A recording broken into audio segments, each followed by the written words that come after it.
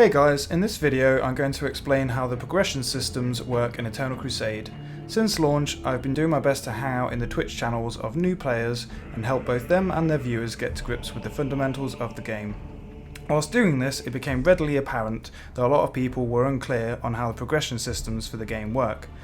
So if you've recently started playing or are interested in playing the game, then hopefully this video will be helpful. Also, I feel it is important to note that I am primarily an Eldar player, so often my approach to strategy and my examples will be influenced by this fact. Nevertheless, the intention of this video is to be informative regardless of your faction choice. As in most games, your experience points are an indication of how far along your character is in general, and when you reach certain experience milestones, you will increase in rank. You will start at rank 1 and can increase to rank 5, which is the maximum. These ranks dictate which stages of the advancement tree you can access. For every experience point you earn, you get the same amount of requisition, and this is used for purchasing specific weapon types that you do not start with, for example, a las cannon or stormbolter. It can also be used to purchase crates that give you a random weapon, weapon skin, or weapon attachment. The best way to purchase these crates is to go from lowest to highest, because you cannot get duplicates, and once you have got all the items from a specific tier of crate, then you cannot buy that tier anymore. However, if you purchase a high cost crate without having cleared the tiers below that, that high tier crate can drop an item that was available in one of the lower tiers. So if you do it that way, you can end up wasting a lot of requisition. Advancement points are spent on the advancement tree, and they are used to unlock new armor types, war gear, trinkets, grenades, abilities and standards.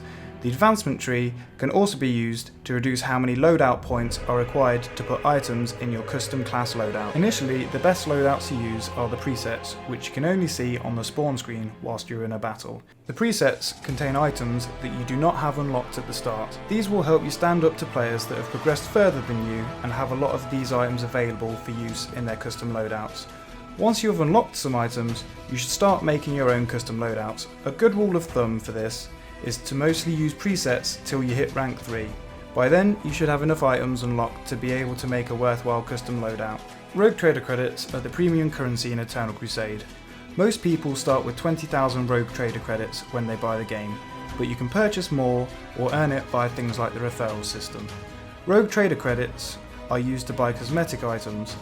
They can also be used to get fast access to a weapon type that you do not have unlocked yet by purchasing a skin for that weapon.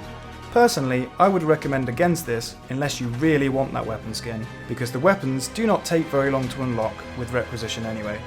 If you're an Eldar player, I would hold off on spending your Rogue Trader credits because currently the main things available to us are recolors of our helmets that are class specific and are way overpriced compared to the other factions' items. The advancement trees of each faction are laid out in drastically different ways, but they generally follow the pattern of each area of them being a line dedicated to a certain class or type of items. The most important items to unlock as soon as possible are the upgraded armor pieces. Eldar can unlock these at rank 4, for all the other factions you have 2 armor pieces that can be unlocked at rank 3 and 5.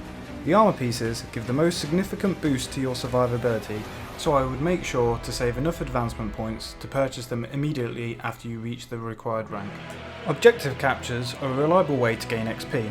Initiating, interrupting or being nearby successful objective capture all grant a decent chunk of XP to you, and in all likelihood you'll be killing, assisting or healing whilst you are near the objectives, and that will add to your XP as well. Using anti-vehicle weapons is another way to earn decent amounts of XP, and is often easy to do because a lot of players make the mistake of regularly leaving their vehicles unattended. As an Eldar player, you can do this in your first game by using the Fire Dragon preset, which comes with a fusion gun.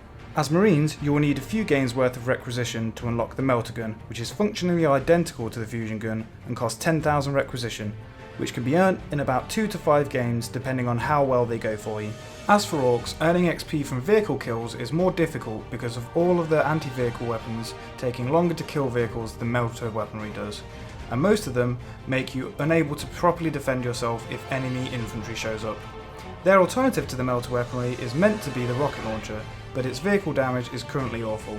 So I would recommend the Power Claw, which does high damage and immobilises the vehicles, or the Zap Def Gun, which can be used from long range, both of which cost 16,000 requisition. It is worth noting that the Orcs equivalent of the Melter Bomb is called the Super Stick Bomb, but this is currently unreliable because it often does not stick properly to the vehicle or apply its damage. The final and easiest tip I have for earning XP is to spot targets.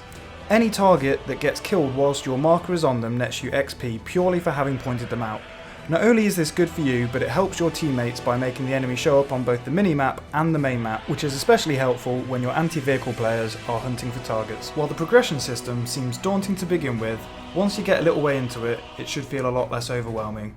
If you have any questions about the progression system, or the game in general, feel free to swing by my Twitch stream and I'll be more than happy to answer them for you.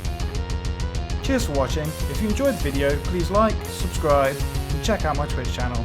And as always, I'm just nipping to the loo. I'll be right back.